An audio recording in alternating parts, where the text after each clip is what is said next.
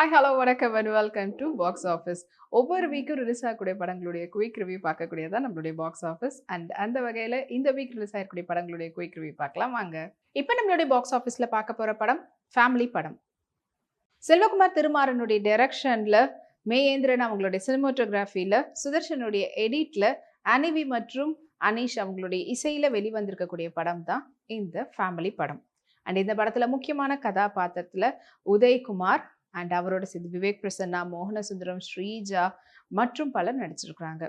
படத்தினுடைய one line story, ஒரு middle class ஃபேமிலியில் அசிஸ்டன்ட் டைரக்டராக பல நாளாக ஒர்க் பண்ணிட்டு இருக்கக்கூடிய ஒரு நபர், அவருக்கு படம் அவரே தனியாக டைரக்ட் பண்ணணுன்றதுக்காக ஸ்கிரிப்ட் எழுதுறாரு. அந்த ஸ்கிரிப்டை எடுத்துக்கிட்டு போகிறாரு. கடைசியாக ஒரு படம் பண்ணாரா இல்லையான்றதான் ஒரு படத்தினுடைய ஒன்லைன் ஸ்டோரி.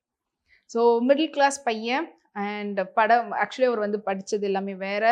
அண்ட் சினிமா மேலே இருக்கக்கூடிய இன்ட்ரெஸ்ட்னால அதுக்கப்புறமா வந்து சினிமாவில் ட்ரை பண்ணணுன்றதுக்காக ஸ்கிரிப்ட் எல்லாம் எழுதுறாரு. அசிஸ்டன்ட் டைரக்டராக ஒர்க் பண்ணுறாரு.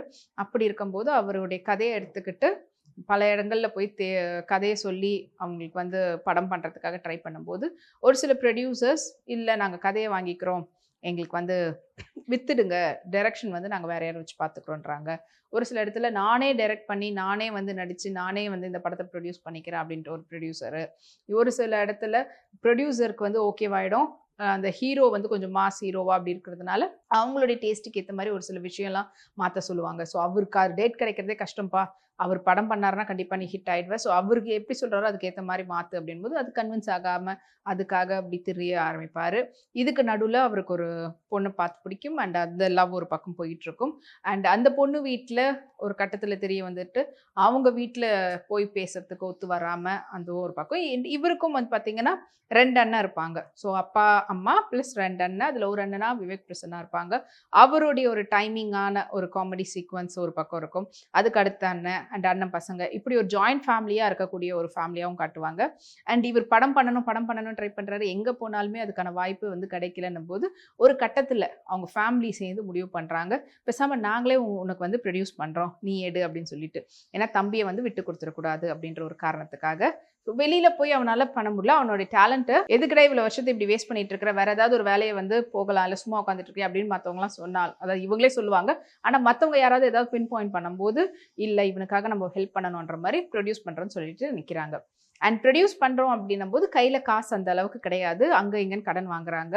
அண்ட் எல்லாரும் அவங்களால முடிஞ்ச ஒரு தொகையை வந்து ரெடி பண்ணி கொண்டு வரும்போது இவருடைய லவ்வர் அவங்களும் வந்து அவங்க கிட்ட இருக்கக்கூடிய நகை அண்ட் வரவங்க கிட்ட இருக்கக்கூடிய காசு அதெல்லாம் வச்சு ரெடி பண்ணி கொண்டு வராங்க. அண்ட் அது அவங்க வீட்டுக்கு தெரிய வந்து அது மூலியமாக ஒரு பிரச்சனையும் வரும். அண்ட் இவர் வந்து படம் எடுக்கிறதுக்காக கான்செப்ட் எடுத்துகிட்டு படத்துக்கான வேலைகள்லாம் காட்டுவாங்க. அண்ட் படத்தினுடைய கதையும் ஃபேமிலியில் ரொம்ப பிடிச்சிருச்சு, இதையே எடுக்கலாம் அப்படின்னு ஃபைனலைஸ்லாம் பண்ணி படம் வந்து எடுத்தாரா, கம்ப்ளீட் பண்ணாரா, கடைசியாக ரிலீஸ் பண்ணாரா, அண்ட் அவருடைய லவ் வந்து கிடச்சதா, இல்லை அந்த பிரச்சனையில் வேறு ஏதாவது ட்விஸ்ட் நடந்ததான்றதான் இந்த ஃபேமிலி படத்தினுடைய கதை.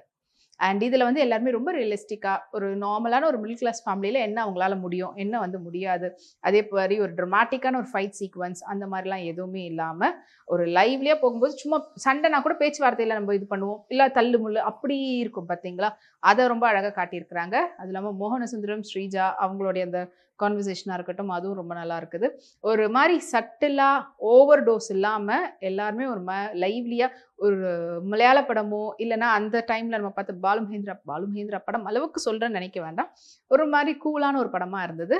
ஸோ கண்டிப்பாக ஃபேமிலியோடு போய் பார்த்து என்ஜாய் பண்ணுற விதத்தில் இருக்கும் படம். அண்ட் இந்த படத்தை இந்த வாரம் ரிலீஸ் ஆகிருக்குது, தியேட்டரில் போய் பாருங்கள்.